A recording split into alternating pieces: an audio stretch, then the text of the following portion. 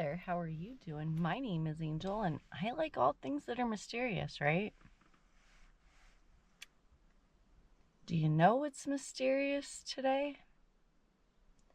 Not the Rockford we see now, but the very first moment this place stopped being just land and became a settlement. The year is 1834, before the bridges, before the streets, before downtown, before anything called Rockford existed at all. Rockford's first permanent settlers, Germanicus Kent, Thatcher Blake, and Lewis Lemon, arrived in 1834 and established a settlement on the west bank of the Rock River. This is the beginning, the real beginning, the start of everything that came after. Before 1834, this land wasn't empty. It wasn't untouched. It wasn't waiting to be claimed. Indigenous people lived, traveled, hunted, buried, celebrated, and mourned along this river for thousands of years. They shaped the land long before anyone else built on it or destroyed it. But in 1834, everything changed because three men stepped onto the west shore, and the land itself would never be the same. In the spring of 1834, Germanicus Kent came north from Galena, determined to build a new settlement. With him was Thatcher Blake, and someone history likes to move to the side, even though he was one of the most important people in the story, Lewis Lemon. Lewis Lemon was an enslaved man brought by Kent to help establish the settlement.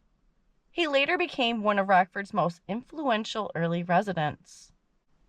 These three men stood on the west bank of the river at a spot that would later become factories, mills, parking lots, and eventually Founders Landing. This was the very first Rockford, right here, before the east side existed, before the name existed, before anything. When Kent, Blake, and Lewis Lemon arrived in 1834, this entire side of the river looked nothing like it does today. There were no bridges, no river walk, no concrete, no factories, no city noise humming in the background. This was prairie and forest, thick grass, tall oak and hickory trees. The river moved slower, wider, and wilder. And the spot Kent chose wasn't random. Kent walked along the river and saw something most people would miss today. A natural ford. This crossing point was shallow enough for horses and wagons, and that meant opportunity. A crossing becomes a settlement becomes a town becomes a city. And it all started because of the rocks right under the water. The first structure built here was Kent's cabin. Kent's cabin, later known as the Kent cabin, was the first permanent structure built by settlers in 1834 on the West Bank. A simple wooden building, nothing fancy, but it marked the beginning of everything that followed. And once that first cabin stood, the land was never the same. Long before the settlers built their first cabin, this riverbank was already part of an indigenous highway. Trails ran parallel to the river, hunting routes, trade routes, spiritual paths. The settlers didn't create Rockford. They just stamped over what was already here. This is the part people forget. The name Rockford didn't come from the settlers. The name comes from the Rocky Ford crossing, not from a person or a town name. The ford was already here, already used, already known. And in 1834, Kent and his men stepped onto this very spot, a place people had already crossed for hundreds of years. Most of what the settlers saw is gone now, but not everything. The river is still the same river. It still moves the same way. It still hides the same rocks under the surface.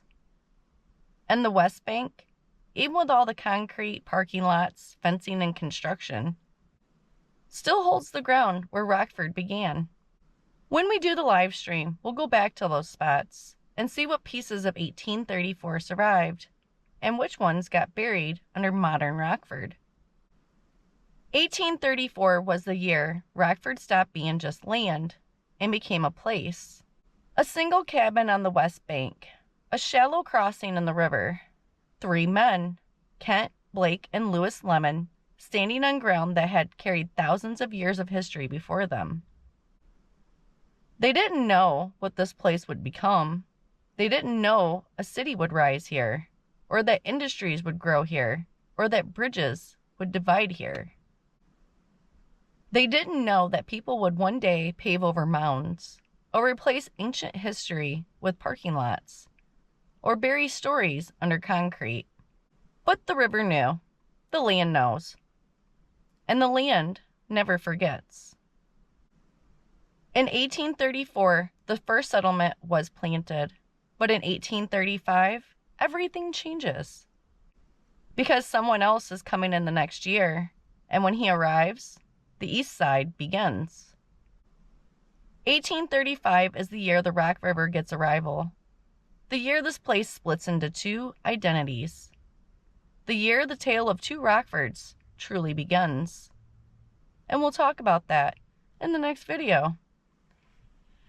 And on that note, if you liked this video, go ahead and give me a thumbs up. If you would like to see more videos like this, please subscribe. And as always, I appreciate you so much for watching my video.